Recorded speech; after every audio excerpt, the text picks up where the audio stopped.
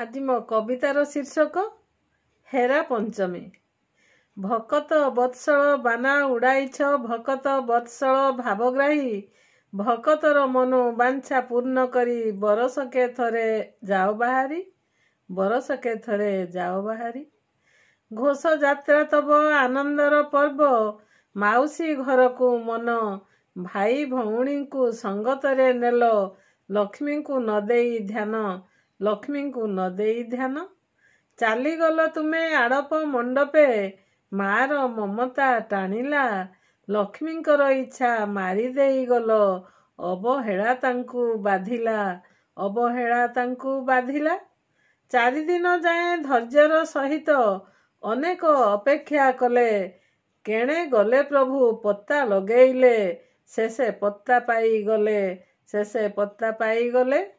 ଦେଖି ଯିବି ପ୍ରଭୁ କ'ଣ କରୁଛନ୍ତି, ମୋ କଥା ଦେଲେ କି ପାଶୋରି, ଦେଖିଦେଲେ ଯାଇ ମାଉସୀଙ୍କ ଘରେ, ଆନନ୍ଦେ ପଡ଼ିଛି ହୁରି, ଆନନ୍ଦେ ପଡ଼ିଛି ହୁରି।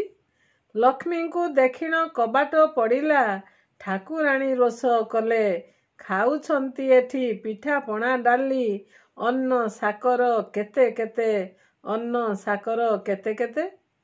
ଭାବିଥିଲେ ଶାଶୁ ଘରୁ ବୁଲିଯିବେ, ସେତକ ସୁଝିଲା ନାହିଁ, ରାଗ ଚଢ଼ିଗଲା ଗୋଡ଼ରୁ ମୁଣ୍ଡକୁ, ସମ୍ଭାଳି ପାରିଲେ ନାହିଁ, ସମ୍ଭାଳି ପାରିଲେ ନାହିଁ।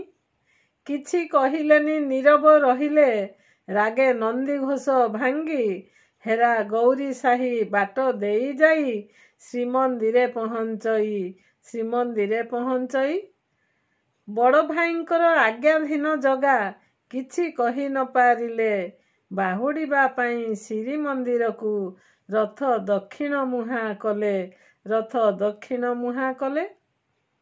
ଦଶମୀ ଦିନରେ ବାହୁଡ଼ିଲେ ପ୍ରଭୁ, ରାଗ ଅଭିମାନେ ମାତା, କବାଟ ଖାପିଲେ, କଜିଆ କରିଲେ, ତୁମେ ମୋର କି ଭରତା, ତୁମେ ମୋର କି ଭରତା। ଏକାଦଶୀ ଦିନ ସୁନାବେଶ ହେଲେ, ଅଧର ପଣା ଭାଙ୍ଗିଲେ, ନୀଳାଦ୍ରି ବିଜୟ ସମୟରେ ମାତା, ପଥ ଆଉ ନ ଛାଡ଼ିଲେ, ପଥ ଆଉ ନ ଛାଡ଼ିଲେ। ମହାପ୍ରଭୁ ଶେଷେ ରସଗୋଲା ହାଣ୍ଡି, ଚନ୍ଦ୍ରମୁଖୀ ନାଲି ପାଟ, ଭେଟି ଦେଇ କେତେ ମାଙ୍କୁ ପଟେଇ, ରାଗରୁ କଲେ ବିରତ, ରାଗରୁ କଲେ ବିରତ। ଶ୍ରୀମନ୍ଦିରେ ପୁଣି ରତ୍ନ ସିଂହାସନେ, ମହାପ୍ରଭୁ ବିଜେ କଲେ, ମାଙ୍କ ରାନ୍ଧଣା ଖାଇ ସାରି ପ୍ରଭୁ, କୃତକୃତ୍ୟ ମନେ କଲେ, କୃତକୃତ୍ୟ ମନେ କଲେ, କୃତକୃତ୍ୟ ମନେ କଲେ। ଧନ୍ୟବାଦ।